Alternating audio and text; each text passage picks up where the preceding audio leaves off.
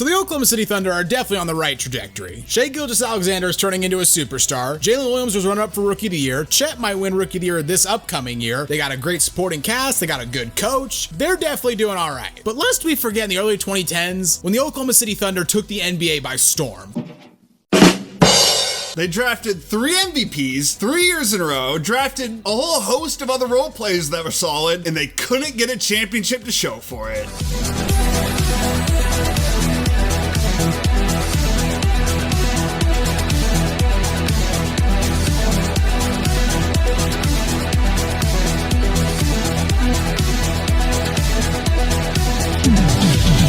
Before we start talking about the Thunder, if you haven't already, make sure you leave this video a like, give us a subscribe, and hit that notification bell so you never miss out on one of our videos. Now, before we get into the meat of this video, gotta admit something, we have lied to you people. Because we're not just gonna talk about the 2012 Oklahoma City Thunder, we're also gonna talk about the 2016 Oklahoma City Thunder. Just can't put both in the title because it would look stupid on YouTube. I mean, how could we not, though? 2012, they make the finals. 2016, we obviously know they choke against the Warriors. We have to talk about both seasons. When an opportunity like this presents itself, you can't pass it.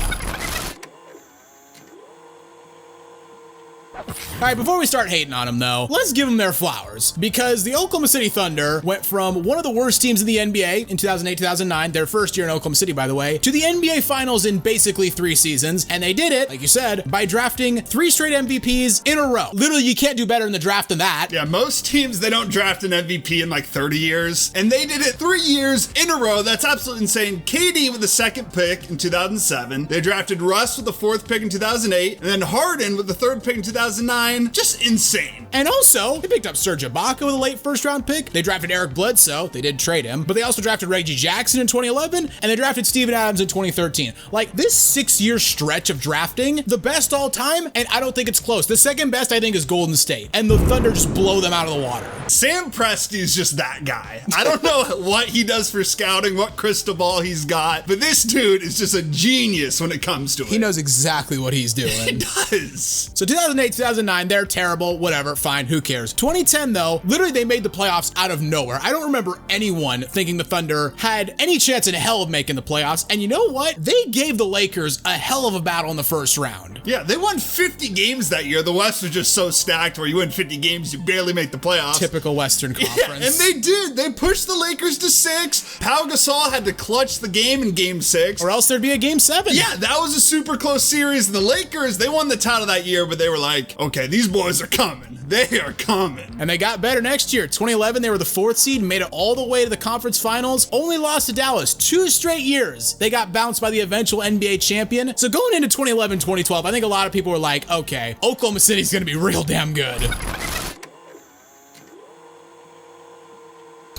They won 47 games. Doesn't sound amazing, but it was a lockout shortened season, which was good enough for 2nd seed in the West. Durant averaged 28. Harden, like I said, he won 6th Man of the Year. And how about Serge Ibaka? He averaged 3.7 blocks per game this year. Yeah, see, anyone who's just started following the NBA in the past couple years might not know this. Serge Ibaka, when he was young, was a defensive menace. This was a 6'9" power forward who averaged almost 4 blocks a game. And even then, they had a decent supporting cast. Not amazing, but Daquan Cook, Kendrick Perkins, he had title experience. Thabo Cephalosha is defensive stopper. Nick Collison is the glue guy. And Derek Fisher, they picked up near the end of the year after he got waived by the Rockets. Another guy with a lot of experience. Yeah, and going into the playoffs, they match up with Dallas, the team that had beat them the year before, and they kind of mopped the floor with them. Game 1 was close. That was Kevin Durant's iconic fadeaway one-handed jumper. Game 2, also kind of close. Game 3 was a blowout. Game 4 looked like it was going to be a Dallas win. And then James Harden scored 15 points in the 4th quarter, and the Thunder swept them. Just like that. How do you beat that? You stop the first option, which is Durant. You're like, okay, now you got to stop Russ. You do that as well. And then coming off the bench, you have James Harden as your 3rd option who can put up 15 points in the 4th quarter. That's gotta suck trying to game plan against. Well, you asked how you stop it. I'll tell you, you don't. Yes, you don't. That's the secret here. Round 2 against the Lakers, another team that beat them 2 years ago. Game 1, this game was not even close. The Thunder dominated the entire game. They ended up winning by basically 30. And the Lakers, yeah, part of the reason why they only had 2 days rest from the 1st round, but still, absolutely beat the shit out of them. What's funny about this too is the Thunder had extra motivation because this was the year Meta World Peace did the elbow on Harden. Oh, jeez. So they were hating. The fans were loud. They were hating, and they were like, okay, we got to beat the shit out of this team. Yeah, that's a smart move from Meta World Peace. Just KO one of the best players for a team you likely will see in the playoffs. That won't backfire. Genius. Hey, game 2, it looked like the Lakers were going to get a win and get back in the series, though. They led by 7 with only 2 minutes to go. Incredibly low-scoring game, by the way. 75-68 with 2 minutes to go. And then the Thunder closed the game on a 9-0 run, and they go up 2-0 in the series. Like, what do you do? Exactly. That's what I keep saying. Like, watching back the highlights, that's what I keep thinking. Like, the runs this team would go on, the athleticism, the youth, everything like that, the runs were just unstoppable to beat. Game 3, the Lakers did get back in the series. They won 99-96. That's mostly because they shot 42 free throws, 16 of them in the fourth. Lakers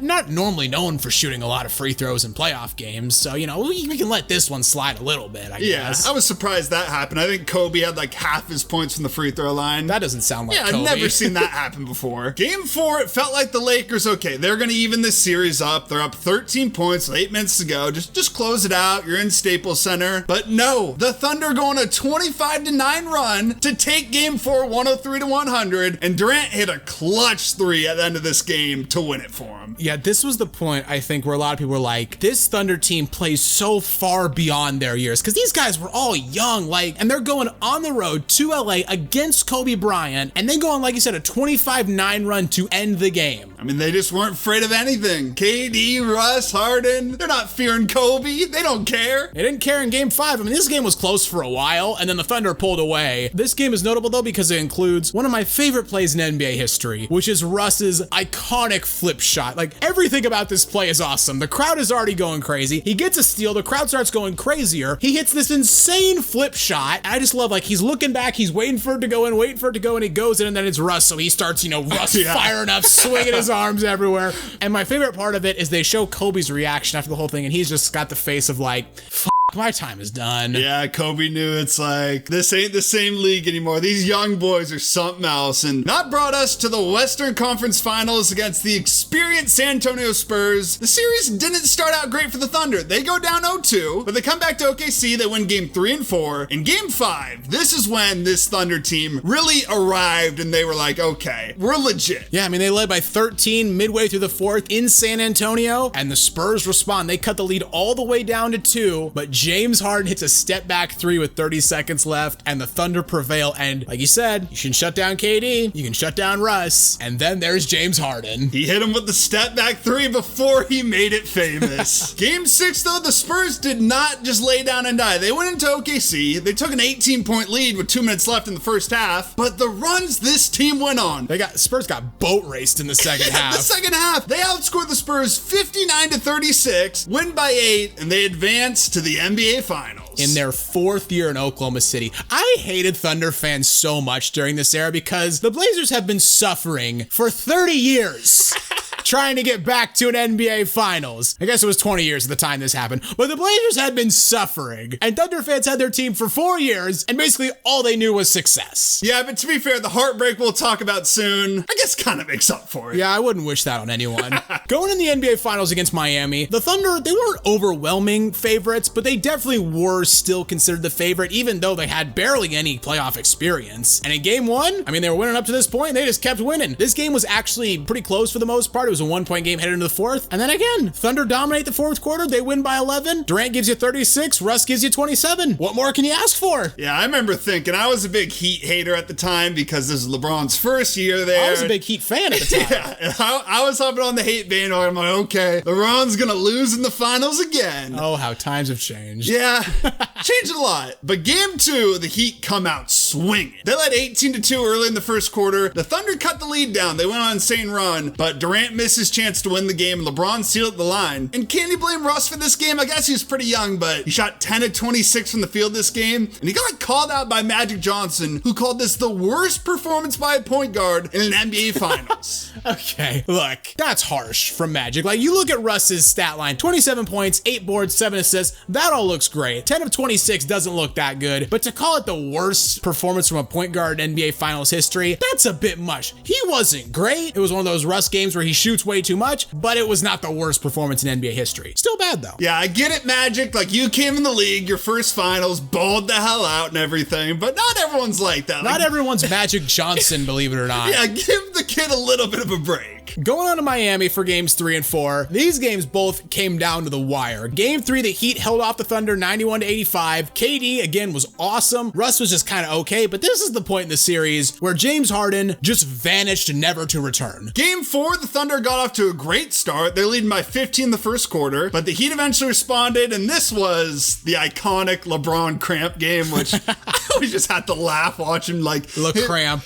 Yeah, he hits that three, and he's like hobbling a little bit. I feel like he played it up a little bit. It's LeBron. He played it up a lot of it. He did. Russ was awesome this game, though. He dropped 43 points, but again, James Harden gives you 8 on 2 of 10 shooting. Yeah, that kind of hurt him. Just a little bit. And in game 5, the Thunder, they got absolutely obliterated. Russ was terrible, 19 points on 4 of 20 shooting, and they just kind of got buried under a barrage of Miami Heat, specifically Mike Miller three-pointers. Dude shot 7 of 8 from 3. Like, damn. You're not winning a game when Mike Miller's shooting 7 of 8 from 3. Mike Miller had this weird thing where he'd get to the finals and be like, all right, this is my time now. Like, for the Heat, he just came up big in the finals way too often. It just finals come around, it's like, all right, time to put on the working boots. Yeah. Been resting all season. Time to start hitting some threes. So after the season, James Harden, he was looking for a contract extension. He wanted max money, which back then was 4 years, $60 million. That's a bad role player now. Yeah, that's just, you just hand that out for nothing. The problem was the Thunder weren't too hyped to give it to him because they already committed to Durant, Westbrook, Kendrick Perkins even had a deal. They had to pay Ibaka, and Harden didn't play too well in the finals, so they couldn't agree on a deal. Well, like you said, Harden wanted 4 years, $60 million. Apparently the Thunder offered him 4 years, $52 million. You heard that right. They let James Harden, future league MVP, future 4-time scoring champion, walk over $8 million over a 4-year stretch. That is $2 million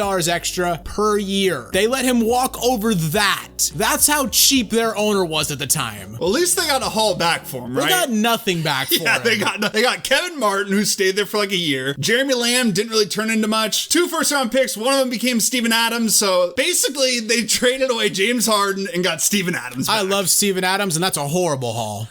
Coming off that finals appearance, though, I think everyone was like, okay, they lost Harden, but the Thunder, they aren't going anywhere. And really, for the next 3 seasons, something just went catastrophically wrong every single year. Like 2012, 2013, they win 60 games. They're the top seed in the West. And then Russell Westbrook tears his meniscus in the playoffs because that dirty ass play by Patrick Beverley. Then the next year after that, Durant wins the MVP. They get to the conference finals and they run into the god tier Spurs. And then the next year after that, Durant misses most of the season with injury and they don't even make the playoffs. It's sad to see because they only had like 3 years where really Russ and Durant were healthy. And they basically made the conference finals or the finals every single time. So who knows? Maybe if they don't get injured those years, they actually win a title, Durant stays. It could be completely different.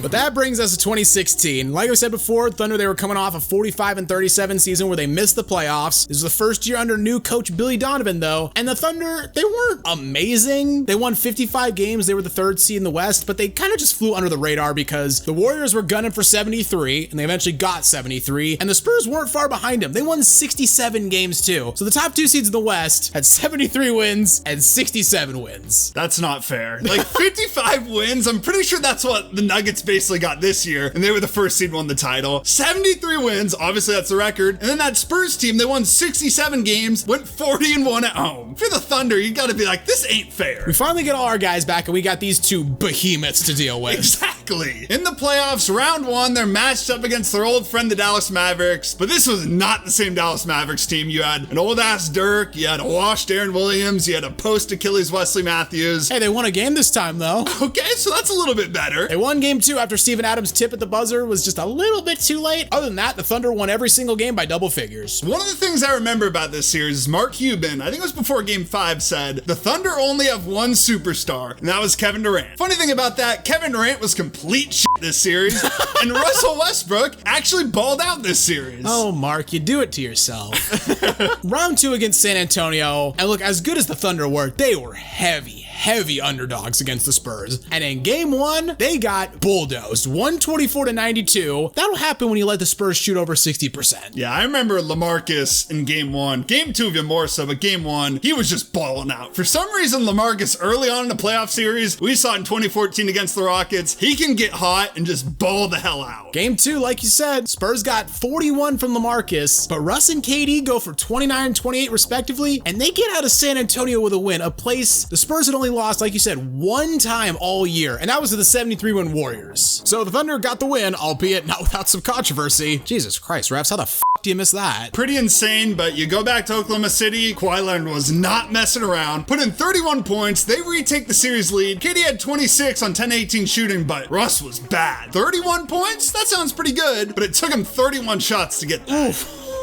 31 on 31. That's a Russ stat line right there. Yeah. After that game 3 though, game 4 on, the Thunder really started to dominate the series. They turned a close game in game 4 into a 14-point win. Game 5, again, they marched back into San Antonio, turn a 13-point third quarter deficit into a 4-point road win. And again, they go on the road to San Antonio, a place the Spurs in the regular season only lost a single time all year, and they get their second win there. Also, I don't know, this Thunder team basically was just carried by KD and Russ. It was not very deep. You had like Steven Adams, you had Cantor. So it's basically just KD and Russ balling out against the Spurs. They balled out in game 6. Thunder dominated, led by as much as 28. Durant scored 37, Russ went for 28. And in a shock to, I think, everyone, the conference finals was Warriors and Thunder. And again, the Thunder are huge underdogs. Yeah. Shout out to the Thunder though. They literally retired Tim Duncan in that series. Game 1 against the Warriors, again, just like they did against San Antonio. They march into Golden State. This time they're trailing by 13 at halftime, and Russ scores 19 points in the third quarter to lead the comeback, and the Thunder take game 1 in Golden State. Yeah, everyone was shocked after this. At least I was. I was like, oh, what? I was completely shocked. And I'm not the biggest Thunder fan being a Blazers fan, but I'm the biggest Warriors hater, so I was like, okay, let's go Russ and KD. And then game 2 happened. Yeah, they got murdered. Yeah, which was the least shocking thing basically ever. 118-91, and it was like, okay, the Warriors are back. It's the least shocking thing in NBA history when the Warriors lose a playoff game and then they murder the team in the next game. Yeah, it always happens. They are the kings at response games. It's what they do. They didn't do it in games 3 and 4 though, because the Thunder came out and clobbered Golden State. They led game 3 by as much as 41. Game 4 wasn't quite as lopsided, but the Thunder still won by 24, and they took a 3-1 lead in the series. OKC was rocking during this. It was going crazy. They were just balling the hell out. I was literally shocked the fact that the Warriors, the 73-win Warriors, were down 3-1 to this Thunder team. Well, you say the Thunder were going crazy. We were going crazy because we were like, Warriors are out in the conference finals, baby. We were finally going to get that KD and LeBron rematch in the finals. We were going to see, could KD finally beat him again? And then the rest of the series happened. Well, he just had to win one more game in the series. How hard could that be? Game 5, you know, it's tough to win at the Oracle. They lost 120-111. It was close for most of the game, but the Warriors pulled away at the end. KD did have 40 on 31 shots, and Russ did have 31, but on 28 shots, so no worries though. They can get it in game 6. And game 6, we already have a video on it. Klay Thompson said, nah.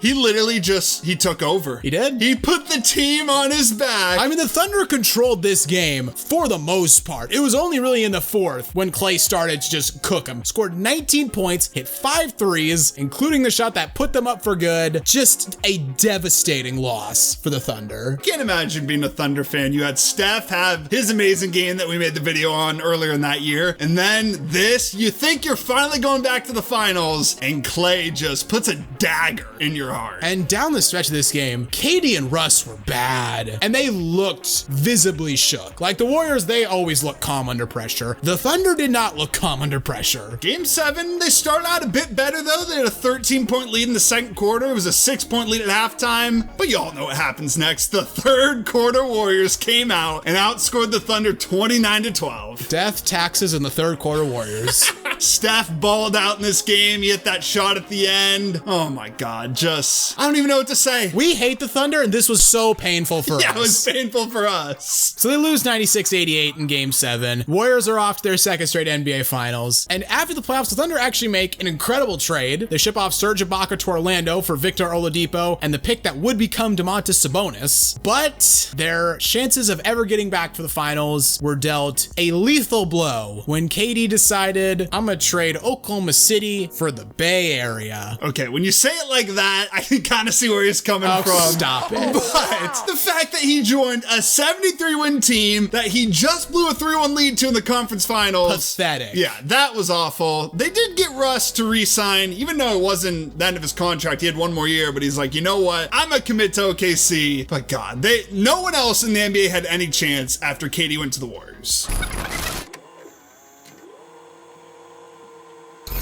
And this whole era of Oklahoma City basketball, like, it's hard to judge how good these teams were because they really only got 3 solid playoff runs. The first one was when they had all their horses. 2014 against the Spurs, no one was beating that Spurs team. I mean, Miami got boat raced by a record finals margin, lest we never forget. And then in 2016, they had the 3-1 lead and they just completely choke it. It's really the 2012 season, though, is the one that everyone's just like, God damn, it's one of the biggest what ifs in NBA history. Yeah, the 2012 season, they were just a bit too young. Then they had injuries and kind of bad team management from there on out. Kind of bad. They traded James Harden for nothing. Well, yeah, awful team management. And even then, if you're going to trade James Harden, that's fine, whatever. It's an awful mistake. They put no one around KD, Russ, but that was basically it. That roster had no depth. Yeah, I agree. I'll always see this team as less one of the greatest teams that never won a title, more so the biggest what if in NBA history. Like, if they keep those 3 together, how much could they have won? That's the video, guys. What do you think of the 2012 and 2016 Oklahoma City Thunder? I'd love to hear what you have to say in the comments down below. If you enjoyed the video, consider leaving it a like, as it really does help us out. And while you're here, why not check out some of our other videos as well? And don't forget to subscribe to Synthetic Sports.